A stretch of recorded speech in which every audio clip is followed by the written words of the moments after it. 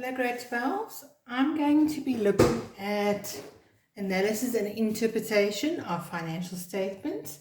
Now you have completed 4.3, which was basically a revision of grade 11 work. I want to look at our new ratios. Now what I have here is my PowerPoint presentation printed out of my new ratios. I will put this on Google Classroom so that you can have a look at it as well. The first ratio that I want to look at is return on shareholders' equity. Now remember, return is basically what the owner earned. All right, so his return that he got back. Now the ratio is net income after tax divided by average shareholders' equity. Now I'm going to use task 4.10 as my example. In my textbook, it's on page 221. The only thing is, in this exercise, there's not any income tax, so I calculate the income tax to be 30,800, and I will use it as is then. All right, so if I were to complete this ratio, I wrote it down over here, net profit after tax over average shareholders' equity. Now, net profit before tax was given to me as 110,000. After tax, I would go and subtract income tax. Now, average shareholders' equity has a formula, and my formula is the following. I would take shareholders' equity at the beginning of the year plus shareholders' equity at the end of the year, and I divide by 2. So as soon as it says average, I have to divide by 2. Now think back now, what is my shareholders' equity account if I refer to this exercise? Ordinary share capital, that's an owner's equity account. Retained income is an owner's equity account. So shareholders' equity would be those two added up. So if I talk about the beginning of the year, I'm using my amount at the end of 20.2. And here you can see it's already been added up for me. At the end of the year, I use my amount at the end of 20.3. And once again, it has been added up. So there I have my two totals. Now let's transfer it. So now I'm going to do my calculation in here directly. So shareholders' equity at the beginning of the year is 1.1 million. At the end of the year, 1.4 million. And then I divide by 2. Right? Let's do the calculation over here. If I calculate that, I get net profit after tax to be 79,200. Average shareholders' equity 1.1 million plus 1.4 million. Divide by 2 gives me 1250,000 times 100. Let's do the calculation. 79200 divide by 1250,000 times 100 gives me a return of 6.34%. Now usually for grade 12s we only have to round off to one decimal place. Then you would make it 6.3%. So this answer is always in a percentage. Now if I refer back to my notes comparing it to this answer now, I said over here, you compare the indicator with the previous year. In this case, I didn't give it to you. But let's say last year it was 8%. You would say, in 20.2, my return was 8%. It decreased to 6.34%. Then you compare it to an alternative investment of plus minus 7%. Now you always want it to be higher than that. So if I look at this, it's lower. So this is not good.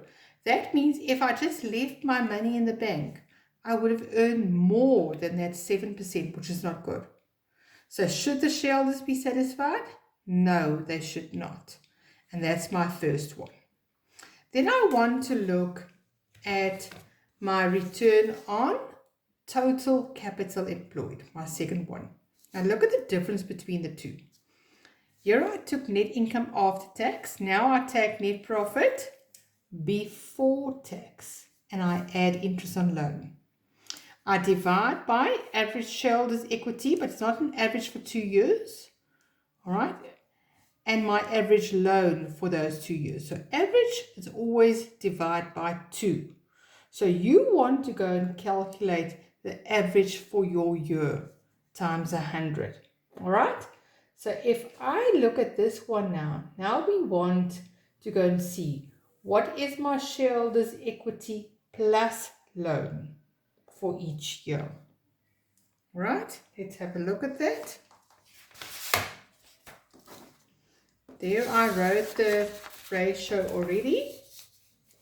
So net profit before tax in your textbook, if you refer there, is given to me as 110,000. Plus interest on loan is given to me as 104. Right? Divide by average shareholders' equity. All right, for both years. Now remember, that is your shareholders' equity plus loan. I'll refer to this. There I have my shareholders' equity for 20.2. My loan is 900,000 and there it has been added up for me once again. So those two added together gave me my total capital employed. So if you refer to this now, I can use my totals from here because I don't want to give myself extra work. So I would take the 2 million rand plus the 1.8 million rand. And because I'm calculating an average, I divide by 2 times 100. All right.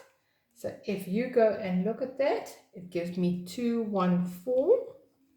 And if I go and do this calculation, I get 1.9 million times 100. Let's calculate that. And I think let's round off to 1 decimal place now, because that's what they usually ask in the matric exams.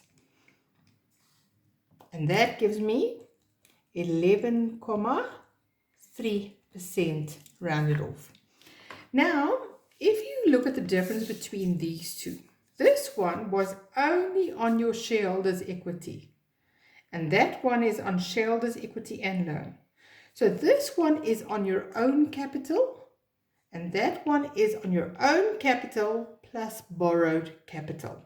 All right, let's compare now. How would we comment on this? I would compare this gearing, that's what I call it, to my interest on loan, which is plus minus 10.25%. Okay, then I have to indicate, is the business positively or negatively geared? All right, negatively, they can always also say you are highly geared, and there you are lowly geared. All right, so if you are highly geared or negatively geared, it means you are paying more than what you are earning. If I compare this answer now, look at that. My interest that I'm earning is more than what I am paying, and therefore I am positively geared. All right. Let's just look at the interest on loan. If this was my interest rate, then I would be positively geared. If I compare this to my previous year, all right, did it increase or decrease, and compare it with alternative investments. But now this exercise, we can actually go and see what was the interest rate on this loan. Because if you go and look at that, I give you my loan and I give you the interest. So therefore, I can actually calculate what my interest on loan was in this exercise. So if I were to show you that calculation, I can say, let's calculate interest on loan. I would say the loan times the interest rate gave me the interest. Now let's replace our amounts. We know how much our loan is. Our loan for 20.3 is 400,000.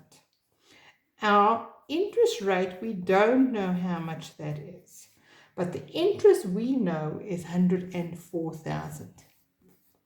So if I work back to get the interest rate now, I would say 104,000, I cross multiply, so that becomes a multiply, that becomes a divide.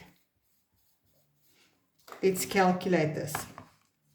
104 times 100 divide by 400,000 gives me an interest rate of 26%, which is very high.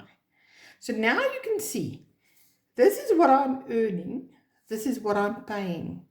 So therefore, I'm earning less than what I am paying. So if I had to comment on this, I would say we are negatively geared. Your interest rate is higher than your return on total capital employed. But here, I would add your interest rate of, and you would take your answer from here, 26%, is higher than your return of 11.3%. Because analysis, we always have to quote our figures. All right, the company must carry on to pay off the loan as soon as possible. Right, now that one is only when you can compare it. You always want to compare it to the previous year. How do I know that they're paying off their loan as soon as possible? Because look at that. From last year to this year, they paid, it decreased by 500,000 Rand. So that's how I know that they're paying it off. All right, so that is return on total capital employed. And my last one, my debt equity ratio. All right, if I look at this, debt equity ratio is your non-current liability to your shareholders' equity. All right, but now this is not an average, only for 1 year. Only for 1 year. Now remember, your non-current liability is your loan. So if I were to go and do this, let's say for my 2 years, let's do it for 2003. My loan for 2003 is 400,000. Shareholders' equity for 2003 is 1.4 million. Now remember, my rule over here is I always make my right hand side 1. How did I make it 1? By dividing by itself. And what I do on the one side, I want to do on the other side. So I want to say 400,000 divide by 1.4 million.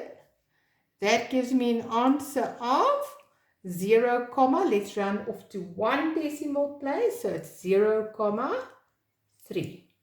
All right, let's do the same calculation for 20.2. In the previous year, 20.2, my loan was 900,000.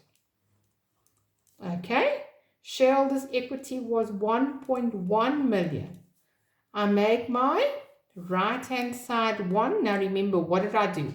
Divide by itself. So divide by 1.1 million. And what I do on the one side, I do on the other side as well. All right, so 900,000 divide by 1.1 million gives me an answer of 0.8. Now, if I look at this, you can see that we drastically decreased our loan. What effect did this have? My debt equity ratio decreased. All right. So if I want to comment on this, what am I going to say? So compare it to the previous year, have the risk increase. So I'm going to say it decreased from 0.821 to 0.321. And by saying that, I give you 2 marks because you're saying it decreased and you're quoting a figure. Do we have a high or a low financial risk? If it's more than 1 to 1, the risk is high. Less than 1 to 1, the risk is low. If you look at this now, my risk is less than 1 to 1. So we have a low financial risk.